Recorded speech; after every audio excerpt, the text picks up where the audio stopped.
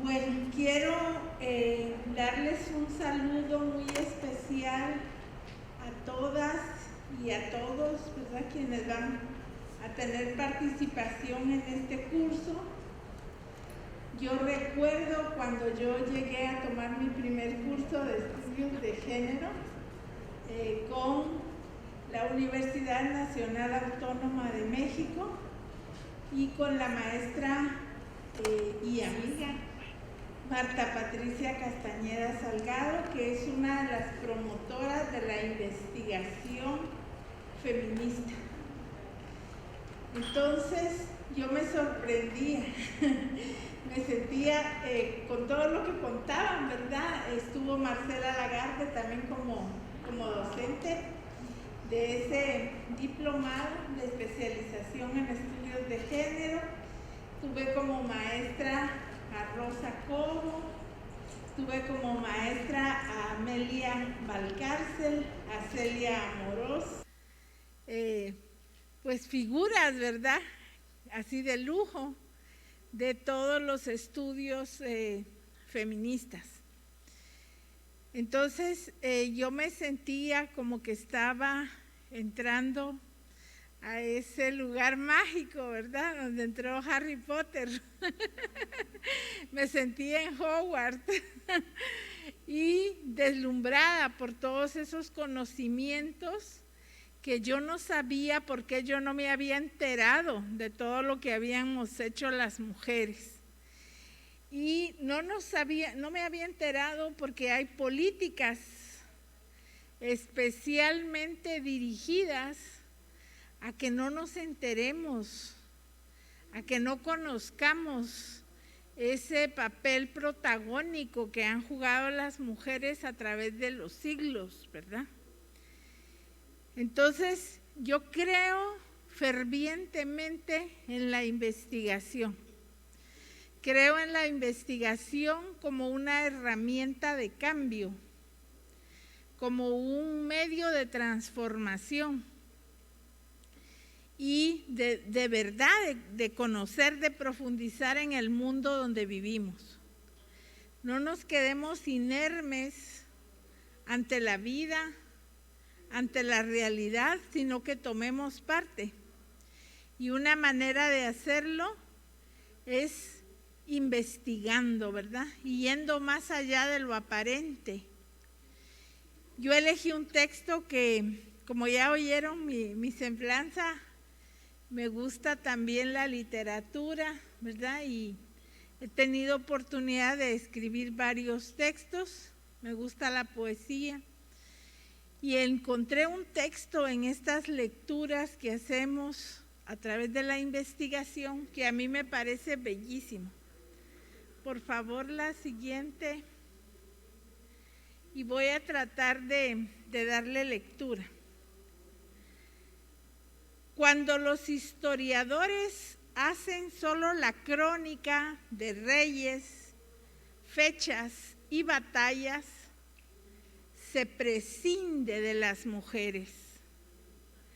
Cuando los economistas analizan las relaciones entre capital y trabajo, pasando por alto el trabajo doméstico no retribuido, se prescinde de las mujeres. Cuando los científicos estudian las enfermedades del corazón, utilizando solo muestras relativas a los varones, se prescinde de las mujeres. Cuando los filósofos definen los seres humanos como animales racionales, asumiendo todo el tiempo que las mujeres no son racionales, se prescinde de las mujeres. En la medida que estas cosas ocurren, las mujeres son una especie de tierra incógnita. Es un texto de Rahel Langton. Ella es autora de un libro sobre epistemología feminista y yo creo que es tan ilustrativo. Me han compartido pues la conformación de quienes van a estar participando en el curso y que hay de diferentes disciplinas, ¿verdad? Entonces yo creo que este texto nos da esa visión interdisciplinaria, ¿verdad? Que vamos a tener la oportunidad de trabajar a través de todo el curso. Entonces, recuerden, analicen, cuando hagan cualquier lectura de un periódico, de un libro, de un artículo, hagan esa lectura para ver si ahí se está prescindiendo de las mujeres, ¿verdad? O si por el contrario ya nos están dando un espacio, un reconocimiento. Mientras tanto, pues realmente es un espacio que niega una parte de la humanidad. Bueno, vamos a tratar de compartir algunos elementos con el tema inicial. Por favor, la primera, gracias. No, la primera, por favor, perdón. Solo para leer el título de la conferencia. Gracias. Entonces vamos a tratar de hablar hoy un poco de la investigación con enfoque de género y cómo esta investigación se convierte en una ruta para la equidad. Y gracias. Ahora sí, parto yo de este reconocimiento de que el conocimiento tiene una vinculación directa con la sociedad. Entonces, cada sociedad va a definir sus dinámicas a partir del conocimiento que posee. Y a mí se me ocurría este ejemplo de cuando se creía que el mundo era cuadrado, ¿verdad? Entonces los navegantes recorrían los mares, pero con cuidadito de no pasarse, ¿verdad?, de los límites porque se iban a caer. Porque ese era el conocimiento que se tenía en ese momento.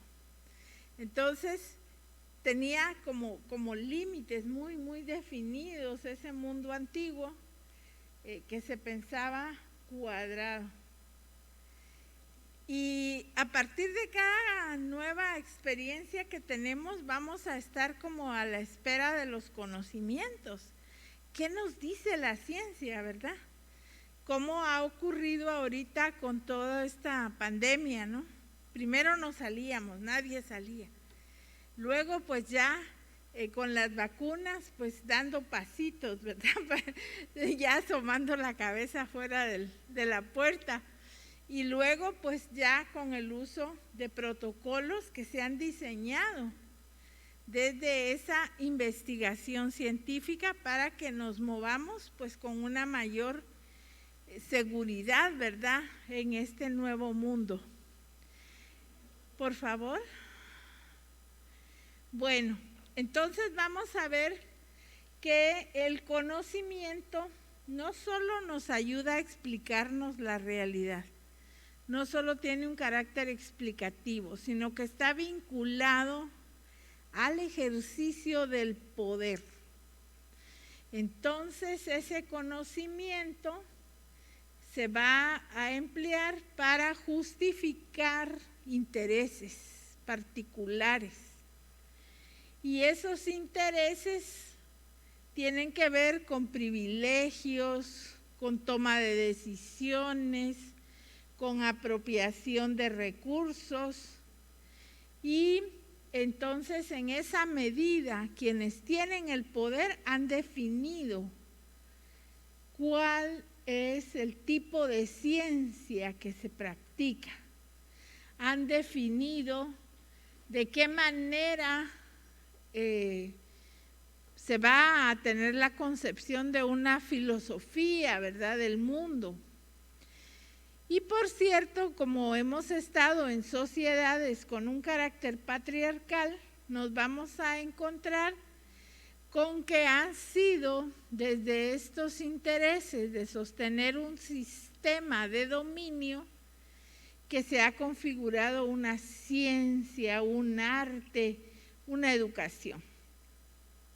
Y ahí vemos que no es casual, porque cuando estudiamos nos hablan del padre de la medicina, del padre de la historia, Heródoto, ¿no?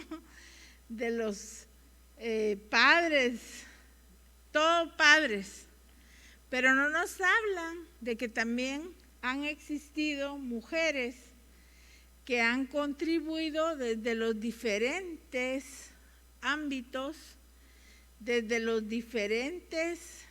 diferentes disciplinas, ¿verdad? No nos hablan de una Marie Curie, no nos hablan de Hipatía, de Alejandría, no nos hablan de tantas mujeres que han contribuido en la matemática, en la literatura, en la filosofía, en todas las ramas, ahí sí que en todas las áreas científicas y también en la tecnología, por favor. Entonces, es importante tomar en cuenta que el conocimiento nos va a dar una particular manera de ver el mundo. Y esa mirada que hemos conocido a través de la educación, precisamente sí nos va a hablar de los héroes, de los próceres, de los grandes guerreros, ¿verdad? Pero no nos va a hablar de las mujeres, no nos va a contar de los aportes de esas mujeres, nos va a hablar de las guerras, de los dominios. Y entonces, cuando aprendemos esa historia solo desde los grandes, desde la épica, ¿verdad? De esas batallas, y como que eso es lo que ha definido la existencia del mundo, estamos perdiendo de vista, se está reduciendo nuestra mirada, nuestra comprensión del mundo está parcializada y va a tener eminentemente un carácter androcéntrico que distorsiona la realidad y nos borra totalmente a las mujeres o nos deja en los márgenes.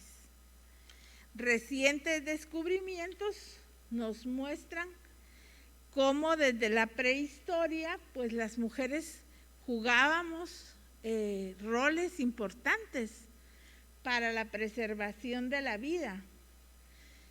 Sin embargo, todo con la llegada de la historia y el inicio de la escritura, fue como se tomó ese dominio desde el poder patriarcal y ya no se nos dio la menor importancia. Se trató de ocultar todos nuestros aportes. Por favor.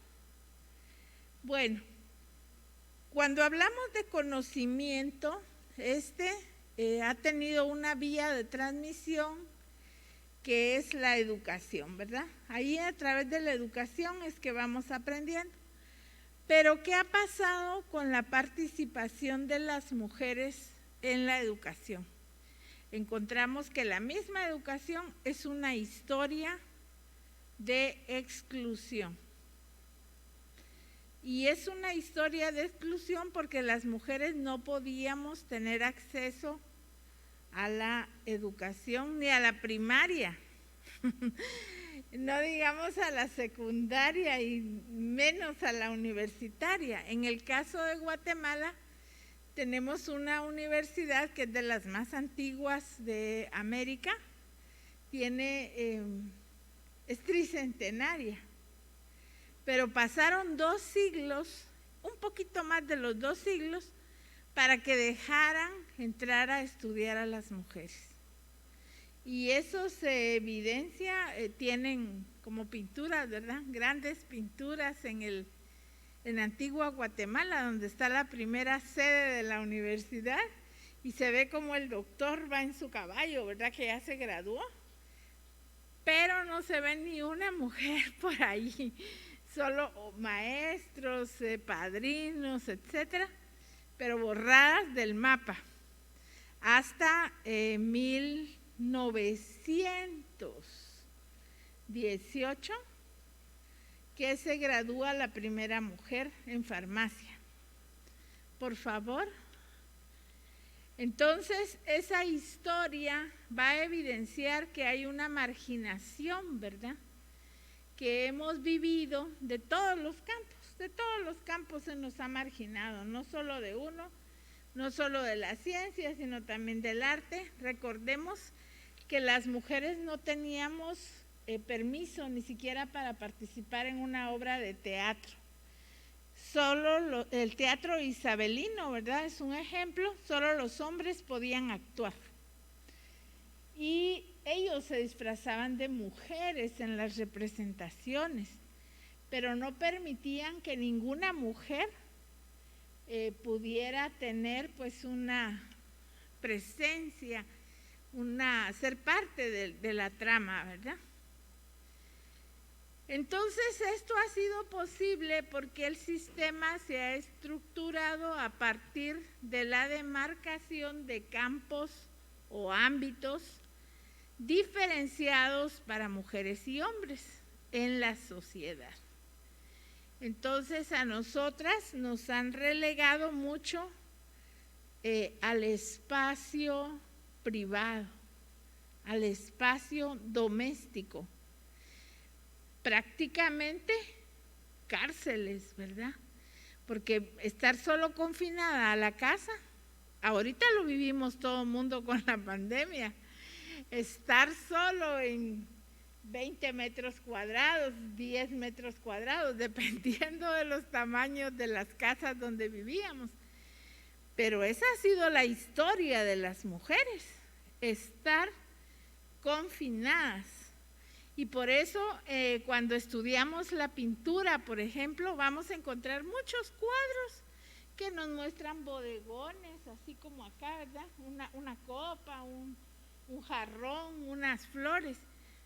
En cambio, los expresionistas se iban y nos muestran, los hombres nos muestran montañas panorámicas, ¿verdad? Aquellas grandes ciudades que pintaban.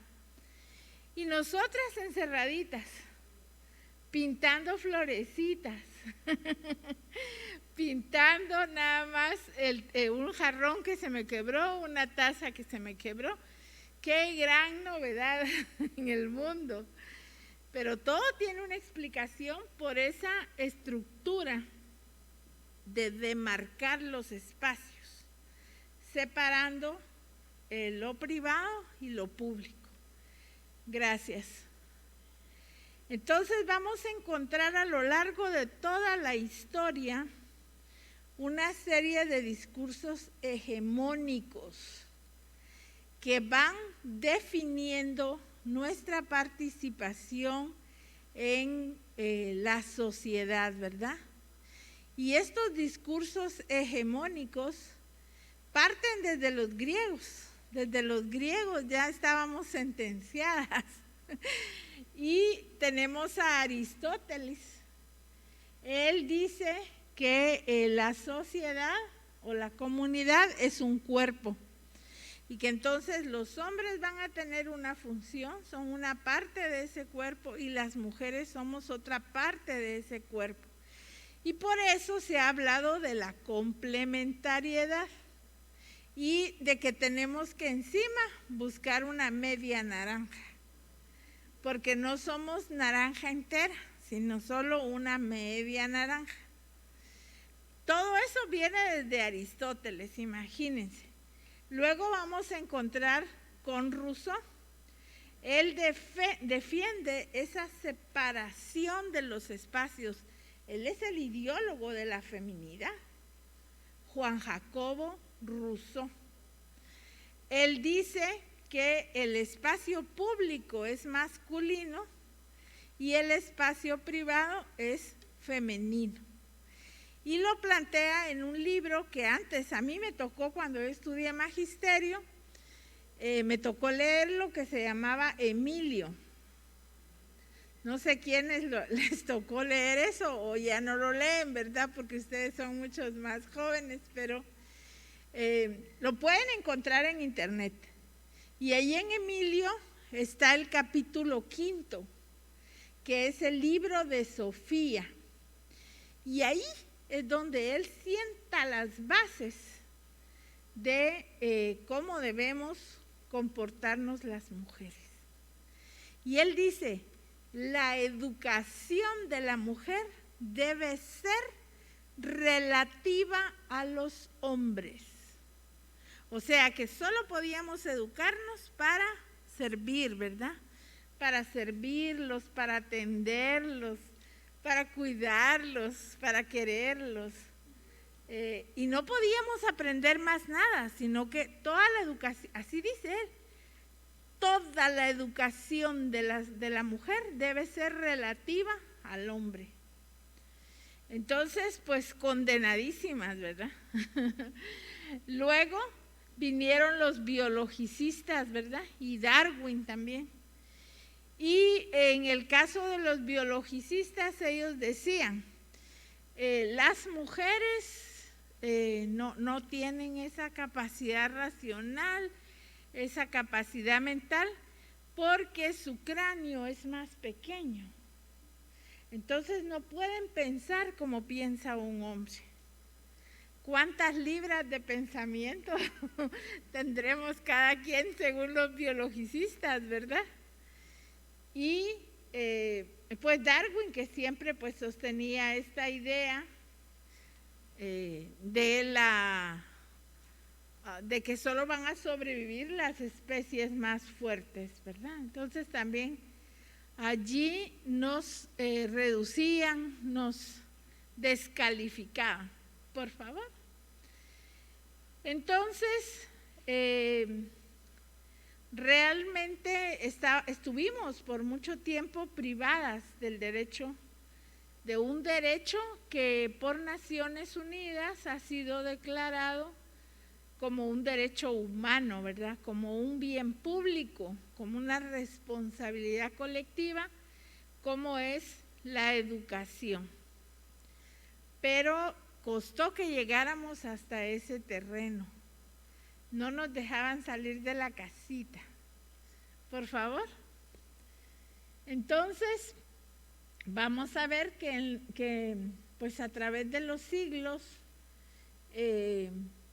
quienes podían educarse tenía que ver, había un componente muy fuerte de clase, ¿verdad? A dónde nacía esa mujer, si tenía una familia que era pues de la élite, de la nobleza, probablemente podía tener acceso a alguna institutriz. Se muestran muchas novelas, ¿no?, sobre esa época en que las mujeres empezaron a ser institutrices o tutores, ¿verdad? Y sin embargo, el objetivo principal de las mujeres era conseguir marido para ver quién las iba a mantener. Y hay novelas que nos ilustran mucho, ¿verdad? Como esta de Sensatez y Sentimientos, Orgullo y Prejuicio, que nos muestran cómo las mujeres no teníamos derecho a la herencia. Entonces solo los hombres entre hombres podían heredar. Entonces si el señor no tenía hijos, podía tener 10 hijas, que a todas las iba a dejar en la calle. Porque la herencia mejor se la daba a un sobrino, al hijo de un primo, por ser hombre. Y aquellas mujeres, la mamá tenía que apurarse para casarlas, para que no quedaran desvalidas, ¿verdad? Era una situación muy, muy lamentable. Y por eso se hablaba de estas palabras de la sumisión y de la abnegación. estuvo muy de moda en el siglo pasado que vendían unos como carteles que decían: ser mujer es ser dulce, abnegada, tierna, cariñosa, servicial, amable, atenta y sumisa, ¿verdad? Entonces era un ideario construido, heredado de toda esa concepción de Juan Jacobo Rousseau. Bueno, pues es hasta con la Revolución Francesa, cuando ya empiezan, pues también la independencia de las colonias americanas, ¿verdad? Que también estas mujeres sufragistas empiezan a reunirse y empieza a cobrar alas el movimiento feminista. Por favor. Entonces, en el caso de Centroamérica, vamos a ver que aquí pues la colonia pues tenía un tipo de educación, pero que estaba dirigida a los criollos, o sea, hijos de españoles o los españoles radicados en el país, y solo algunas mujeres pues de clase alta podían acceder. Se creó algunas escuelas de oficios, pero donde solo entraban a aprender cómo limpiar, cómo lavar, cómo cocinar, ¿verdad? Para hacer servidumbre. Y fue hasta con la revolución liberal, ¿verdad? Con todo este movimiento de la reforma liberal con Mariano Gálvez, que se va a crear la primera escuela normal. Y se creó también la primera escuela para niñas, imagínense. Ya hablando de 1800, ¿verdad? Siglo XIX. Y los otros siglos, perdidas en la casita. Por favor. Entonces, es hasta finales del siglo XVIII y XIX que vemos que las mujeres se van a incorporar a instituciones educativas. Y pues muchas eran para aprender también normas de comportamiento, la etiqueta, ¿verdad? Las de clase alta, la etiqueta y cómo atender de mejor manera, como decía Rousseau, de cómo atender de mejor manera al esposo. Hay hasta decálogos que sacaban, ¿verdad? De la mujer, de la esposa, el decálogo de la esposa. Y entonces hasta había que salir corriendo con las pantuflas cuando llegaba el señor de la casa. Por favor. Entonces ya para el siglo XX vamos a ver que la educación de las mujeres todavía estaba orientada al hogar, a la casa. Y yo les voy a compartir un poema que habla al respecto de cómo era una trampa el matrimonio, de alguna forma, porque la que se casaba ya no podía seguir estudiando. Tenía que privilegiar su rol de esposa.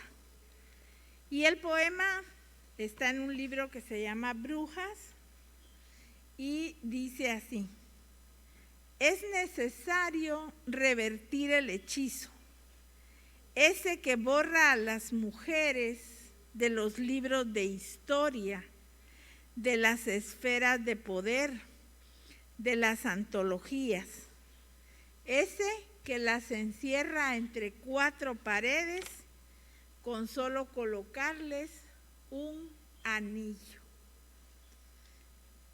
Pues es una forma, ¿verdad?, de hacer memoria de toda esta situación. Una de las principales causas de deserción de la educación era el matrimonio.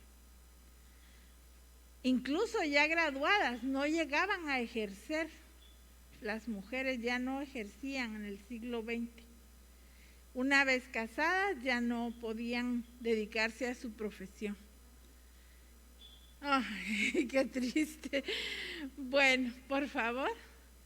Ya en el siglo XXI pues vemos más avances, se ha crecido la matrícula universitaria, ha superado incluso la matrícula masculina, pero eso no nos ha, digamos que una cosa es esa expansión horizontal de crecimiento de la matrícula y otra es ya el papel que se juega a nivel jerárquico, ¿verdad? A nivel vertical, hasta quiénes ocupan los puestos de dirección. Por favor, siguiente.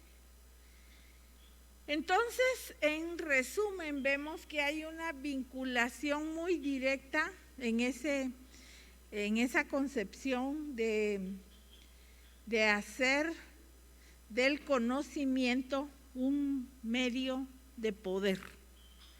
Y ese poder está asociado directamente a esa construcción de género, ¿verdad? Entonces, vamos a hablar un poquito sobre ciencia y género. Por favor, gracias.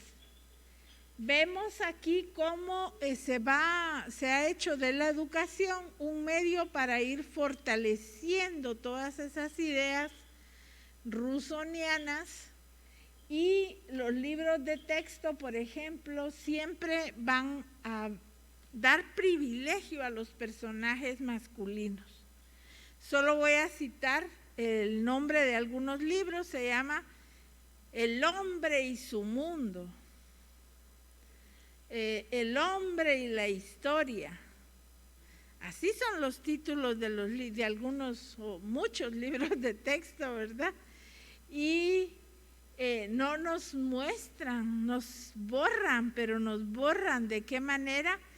Y la Real Academia Española insiste en que cuando se diga hombre, en que cuando se diga humanidad, nos sintamos incluidas. Pero lo que no se nombra no existe. Y si no estamos nombradas, no podemos demostrar, no podemos argumentar que hemos estado ahí, ¿verdad? Que le juramos que de verdad nosotras hemos participado en todos los procesos de la historia donde nos han borrado. Entonces, vemos que todavía hay tendencias presentes donde las carreras tienen un carácter masculino o un carácter femenino. Y aquí quiero compartir esta investigación. Este libro reúne resultados de 3 estudios sobre las tecnologías de información y comunicación. El primer estudio hizo precisamente ese análisis de la asimetría de género en las carreras científicas y en las carreras tecnológicas. Se analizaron 15 años de matrícula de la Facultad de Ingeniería y encontramos que sumando y haciendo pues todo el proceso de recolección de estos datos, de esta información, solo un 13% de mujeres en pleno siglo XXI. Un 13% de mujeres en ingeniería. ¿Y qué pasa? Que ahora todo es tecnología, ¿verdad? Incluso el curso vamos a tenerlo vía virtual, no nos vamos a poder estar en esta maravilla de intercambio, de vernos, de escucharnos, ¿verdad? De sentir como esa parte de humanidad. Pero ¿qué pasa si las mujeres no se forman en tecnología? ¿Qué pasa con esos mercados laborales? Esas son las carreras mejor pagadas. Y si no las estudian, realmente nos quitan oportunidades y nos quitan posibilidades de poder tener acceso a esos mercados laborales que están de punta, porque ahorita la tecnología está de punta. Bueno, entonces vemos que hay como tendencias a considerar que estas carreras, sí lo comprobamos, ¿verdad? En el caso, la otra unidad académica que analizamos fue la Facultad de Farmacia, y ahí nos encontramos que aunque la matrícula es 75% mujeres, 25% hombres, en la carrera de química, que es una carrera científica, nuevamente el repunte masculino. Ese 25% de hombres que entran a farmacia van a química, la carrera científica, y las mujeres van más a nutrición, a biología, ¿verdad? Aunque entren a farmacia. Entonces, vemos que realmente sí hay una asimetría de género, sí hay una lectura de género en cuanto a las diferentes carreras, y a esa selección está permeada por el género. Nos contaban las compañeras de ingeniería que ya en el ámbito laboral, a muchas de ellas, ¿verdad?, ya tenían incluso nivel de maestría, pero cuando iban a supervisar una obra, los trabajadores le decían, mire, señor. En cambio, si llegaba un estudiante, aunque no fuera graduado, pero era hombre, ingeniero, ¿verdad? Ingeniero por aquí, ingeniero por allá. Entonces tenemos como muchos retos las mujeres en el siglo XXI, aunque ya hemos salido al espacio público, todavía nos falta esa discriminación vertical, ¿verdad?, de poder tener acceso a espacios de toma de decisiones, a espacios de dirección, y eso lo vamos a lograr en la medida que vayamos rompiendo con esos estereotipos. Solo así lo vamos a lograr. Tenemos entonces mucha tela que cortar. Por favor, siguiente. Entonces, creo que un poquito antes. Bueno, entonces vemos que esa vinculación es real, sí existe una lectura de género, ¿verdad?, que permea y que va a tener diferentes expresiones. Hay pensadores como Descartes y Bacon, ¿verdad?, que todavía están presentes, aunque ya tienen siglos de haberse muerto, y que todavía nos hablan de que hay un método único, ¿verdad? Es un método de universalizar el conocimiento, y mientras que pues la realidad nos dice otra cosa. La realidad nos habla de poder encontrar pues estas alternativas, ¿verdad?, para promover una educación equitativa, ¿verdad?, esa ruta hacia la equidad, hacer de la investigación una ruta a la equidad. Por favor. Vemos entonces que a partir de esta vinculación entre género y educación, vamos a identificar una serie de barreras. Y esas barreras nos hablan de esos estereotipos, como platicábamos, pero también nos hablan de las expectativas que tiene la sociedad, las expectativas familiares. Entonces ponen el grito en el cielo cuando la niña, ¿verdad?, dice, yo quiero estudiar agronomía. Entonces es superar barreras, superar prejuicios, superar estereotipos. Y vemos que otra situación es que quienes entran a estudiar alguna carrera también tienen que adaptarse a ciertos códigos, ¿verdad?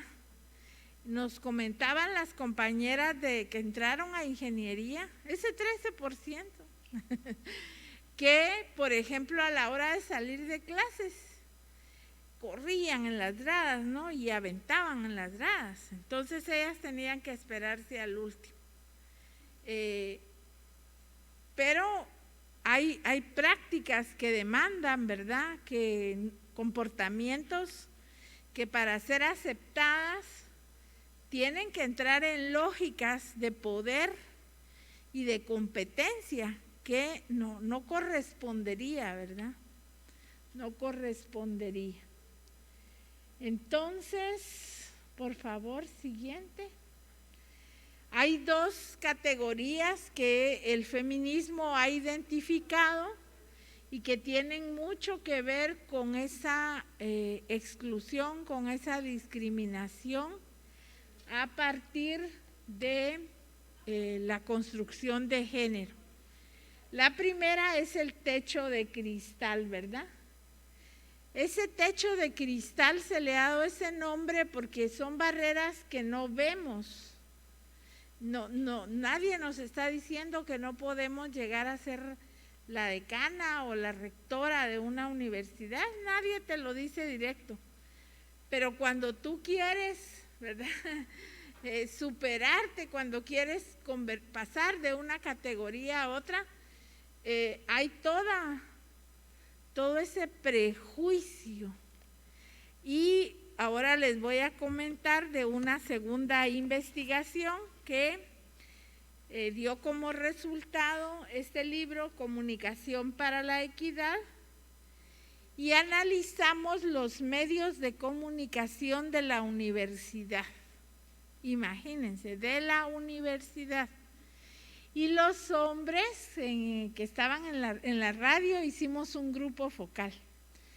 Y las mujeres no hablaron, no tomaron la palabra. Mujeres comunicadoras, mujeres de la radio, y no tomaron la palabra en el grupo focal. Se quedó una así como que perdidita, ahí medio haciéndose la disimulada, y cuando ya se fueron todos, nos fue a decir, miren, ninguna hablamos, porque si hablamos, ellos nos van a hacer la vida de cuadritos. Entonces ya fue a nivel de las entrevistas individuales que pudimos escucharlas, pero los hombres decían, yo me opuse, decía un director, a que se contrataran mujeres en la radio, porque yo sabía que luego iban a salir embarazadas y entonces se van a su casa y le queda a uno todo el trabajo. Entonces eran unos conceptos realmente como que no ha pasado el tiempo, como que no hay marcos legales internacionales, ¿verdad? Y siguen como ese celo de los espacios y que limita mucho, y eso es ese techo de cristal. Incluso nos decía una de ellas, yo cuando entré a trabajar a la radio, yo creí que yo no iba a tener familia. Yo creí que no iba a tener oportunidad de tener una familia, porque me iban a demandar tanto, ¿verdad? Y yo quería ser profesional. Sin embargo, finalmente logré yo tener ese derecho, pero imagínense, sacrificar también una parte de la vida, ¿verdad? Que muchas mujeres profesionales optan por no tener pareja, por no tener hijos, con tal de tener el desempeño que se les exige, porque otra vez viene a ser, es el parámetro masculino, son esos valores masculinos los que van a definir. Entonces, las mujeres que entran a cargos de dirección, ¿verdad? Le dicen, bueno, y usted va a venir a reuniones en la noche, ¿verdad? Porque ellos a veces se reúnen tomándose una cervecita, qué sé yo, a deshoras, ¿verdad? Pero, ¿será que usted va a cumplir con eso? Le dicen. Creo que son limitaciones de ese techo de cristal. También se habla de un suelo pegajoso, porque son esa manera de que no logramos como pasar al otro nivel, ¿verdad? En el caso de este primer estudio, cuando veíamos a las personas docentes de la facultad de ingeniería, encontramos que el 80% tenían la categoría de titulares, que les da una estabilidad laboral, una posibilidad de ir como entrando a una especie de escalafón, ¿verdad? Pero imagínense, el 80% de los titulares eran hombres, el 20% de las mujeres eran las únicas que habían logrado llegar hasta allí y saber qué costos, ¿verdad? Saber qué costos habían tenido para alcanzar esa condición de titularidad, pero apenas un 20%. Bueno, entonces hablábamos ya de que estos son como causas de una limitación, ¿verdad? En esa posibilidad de superarnos, de tener acceso a la educación, de tener acceso al ámbito laboral calificado, y tiene que ver con los roles y con los estereotipos de género. Se vuelven como trabas. Y yo quiero contar una anécdota que yo trabajé para una institución que hacíamos investigación sobre conflictividad local. Entonces viajábamos a otros departamentos del país y un día fuimos a una reunión pues con un consejo, y ya cuando un conductor de la institución, ¿verdad?, me acompañó, él manejando, y nos fuimos, ¿verdad?, para el otro departamento. Cuando bajamos, él muy amablemente me dijo, si quiere le ayudo con la compu. Vaya, gracias, le dije yo. Entonces él bajó con la compu y yo bajé con mi cartera, ¿verdad? Entonces ya llegamos y ahí estaban las personas reunidas, y cuando nos vieron a los dos, a él con la compu y a mí así con mi carterita, ¿verdad?, rapidito llegaron, bienvenido, le dijeron a él, ¿verdad? Y le agarraban las manos y lo saludaban, y ¿dónde se quiere sentar? Y le pusieron la mejor silla, y ¿qué quiere tomar? Le dieron a elegir refresco. Bueno, yo a él solo le hice así, ¿verdad?, de que no dijera nada. Entonces él, bien consentido, ¿verdad?, se tomó su refresco. Yo un banquito medio chueco conseguí en una esquina, y ya solo un agua mineral que no tenía sabor, ¿verdad?, conseguí, porque ya todo el mundo se abalanzó a tomar sus refrescos. Y ya cuando él terminó su refresco, les dijo, bueno, yo lo siento, pero yo me retiro, y todo el mundo así espantadísimo, ¿verdad? Ahí los dejo con la doctora, porque yo tengo que ir a checar el vehículo, yo soy el conductor, mucho gusto. Y entonces, hasta entonces, así no hallaban ni cómo voltearme a ver a mí, ¿verdad? Así, entonces, los estereotipos. Vemos a un hombre y a una mujer y rápido pensamos, él es el jefe, ella es la secretaria. O cuando estamos en grupos, trabajo de grupos institucionales o interinstitucionales, y en el grupo se juntan 5 mujeres y un hombre, rapidito le dicen, usted va a ser el coordinador. Y si al contrario se juntan 5 hombres y una mujer, ¿Ustedes creen que le van a decir, usted va a ser la coordinadora? ¡Eh! ¡Ya les pasó!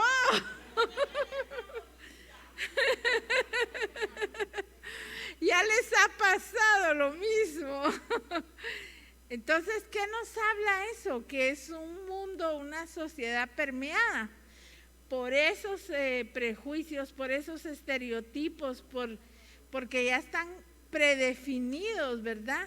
Que si es mujer va a tener una posición en la sociedad y si es hombre va a tener otra posición diferente. Por favor. Bueno, entonces vemos que lamentablemente ese poder patriarcal no solo está en lo visible, sino también en los contenidos, ¿verdad? También forma parte de los conocimientos. Y entonces vamos a encontrar que se dicen expresiones de la ciencia. Dice, el hombre lucha por dominar la naturaleza.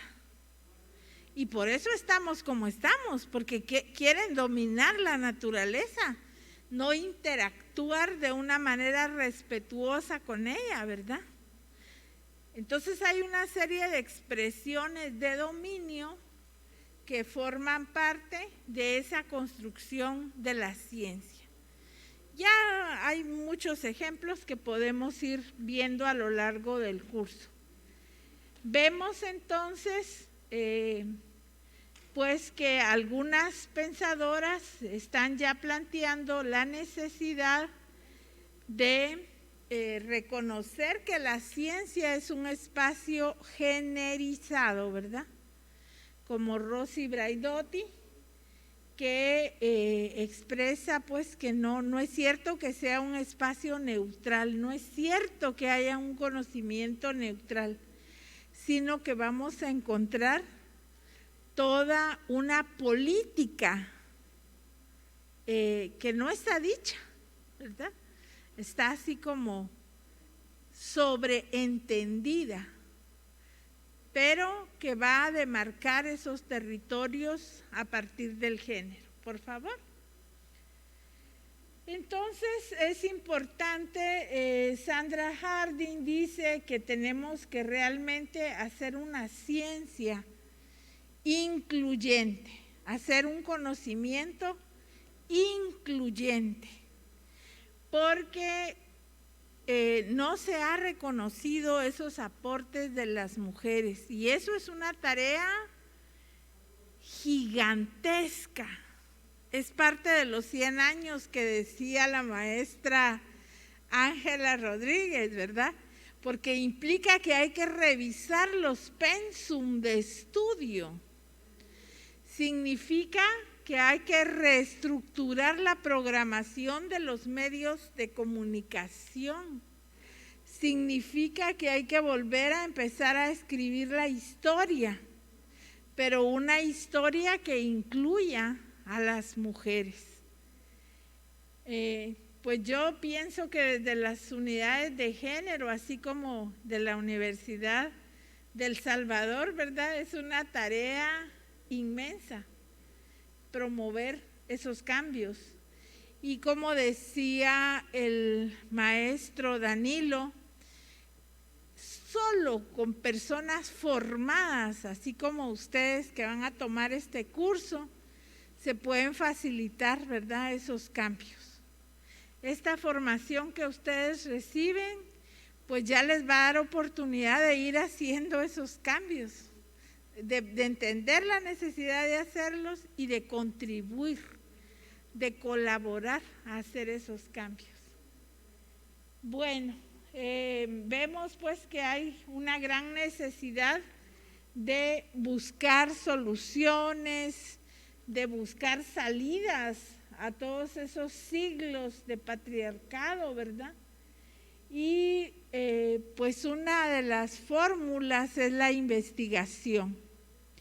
Desde la investigación con enfoque de género vamos a hacer visible, así como en este estudio que yo les mostraba, vamos a poder hacer gráficas, vamos a poder tener datos que nos evidencian.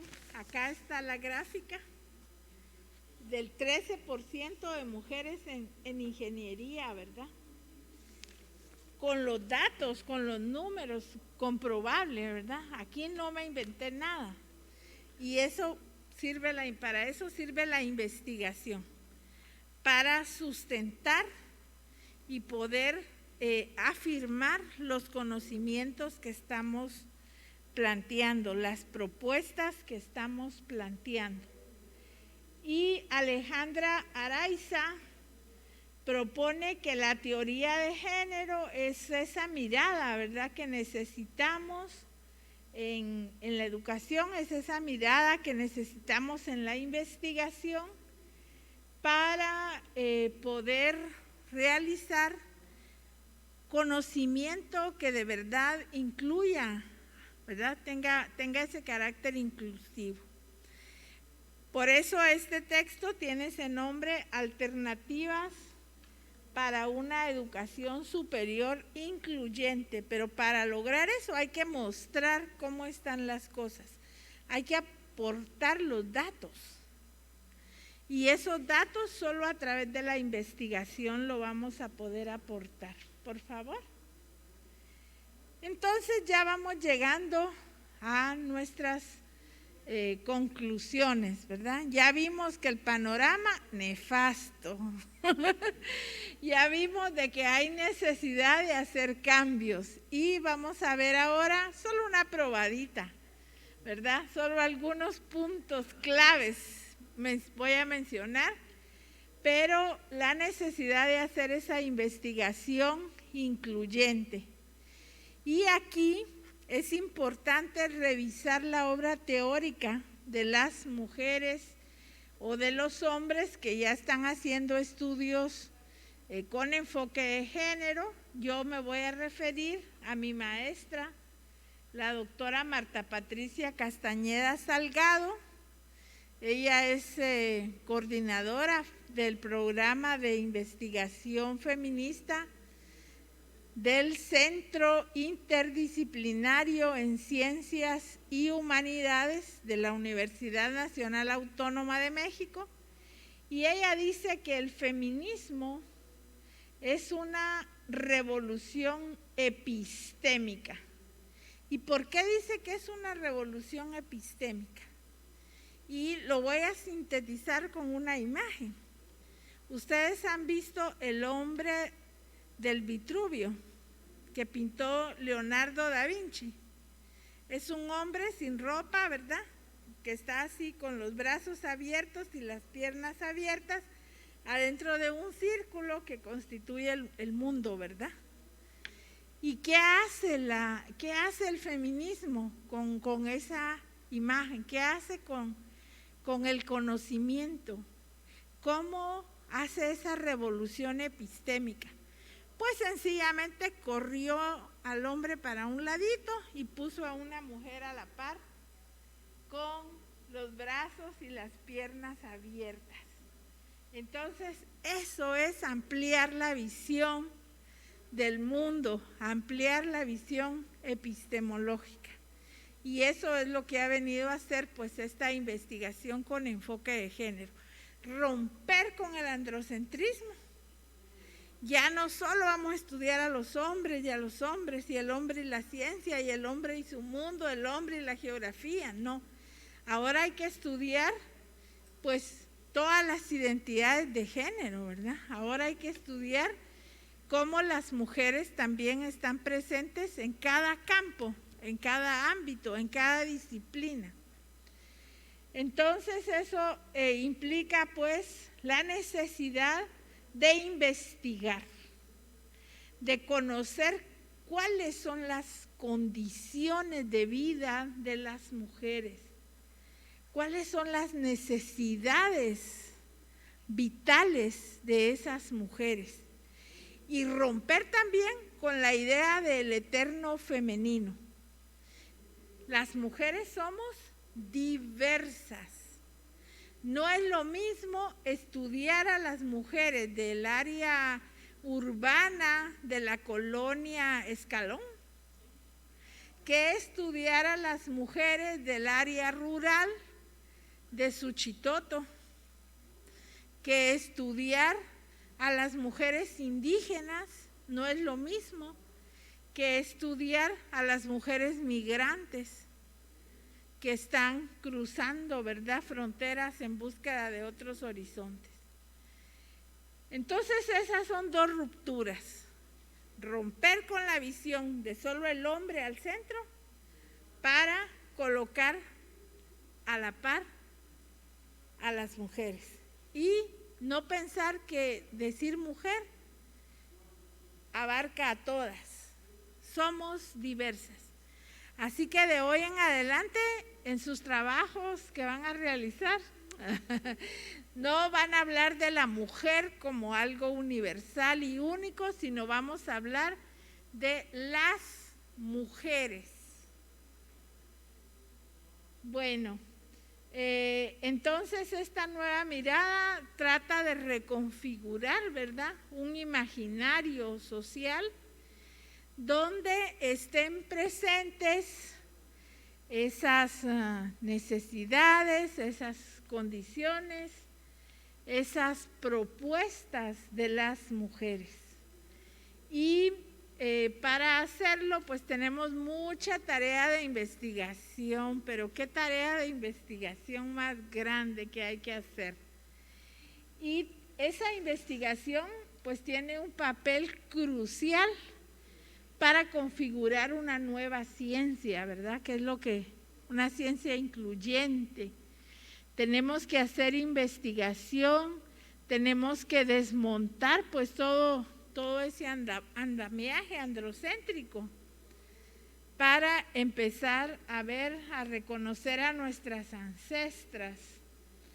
Y hablando de las ancestras, les voy a compartir un trabajo que hicimos también, que se llama Literatura Feminista y Ciudadanía, y que aquí investigamos a las ancestras, a las escritoras que vivieron antes que nosotras, y nos fuimos hasta Grecia para conocer a Safo de Lesbos, y de ahí recorrimos territorio y nos fuimos a Italia para conocer a Christine de Pizan, que en 1405 escribió un libro maravilloso que se llama La ciudad de las damas. Y en ese libro, escrito en 1405, Christine de Pizan hablaba de sus ancestras. O sea, imagínense, hacer genealogía es realmente impresionante, porque hay otras que estuvieron antes y antes de ellas otras que estuvieron antes, y recuperar, ¿verdad?, esos hilos, recuperar el conocimiento de sus vidas. Ahí está otra línea de investigación. Busquemos las vidas de las mujeres que han aportado a la matemática, a la economía, a la ingeniería, a las nuevas tecnologías, ¿verdad? Tenemos pues muchas líneas que podemos desarrollar y demostrar, digamos, a través de la investigación que las mujeres hemos estado presentes, no como adorno, ¿verdad? Tampoco.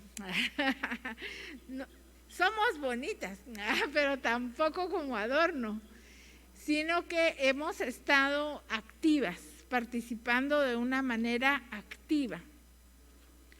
Y una de las metodologías que utiliza la investigación con enfoque de género es las historias de vida, el buscar, reconocer esos hilos, esos aportes de otras mujeres.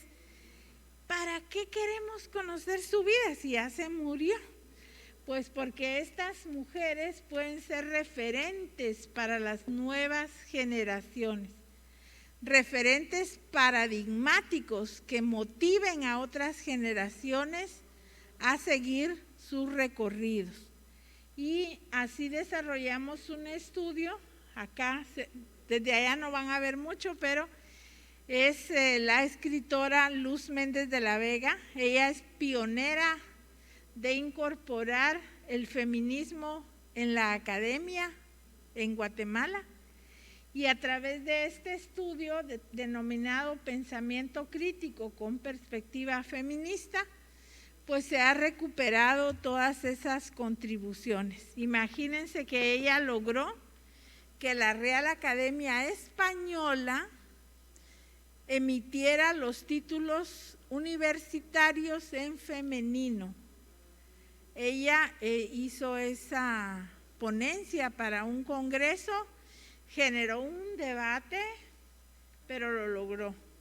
Entonces todavía tenemos que hacer ponencias, entrar a la RAE y proponer que reconozcan que somos las mujeres y los hombres y que tienen que nombrarnos, ¿verdad? Porque sí existimos, sí estamos aquí, somos realidad, por favor.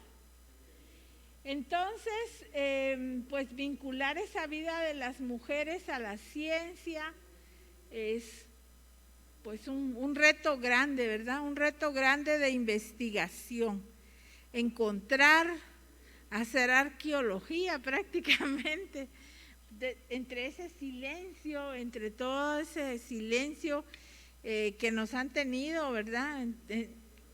Que nos han borrado, que nos han hecho querer desaparecer. Tenemos que hacer esa tarea y reconocer esa realidad diversa, ¿verdad?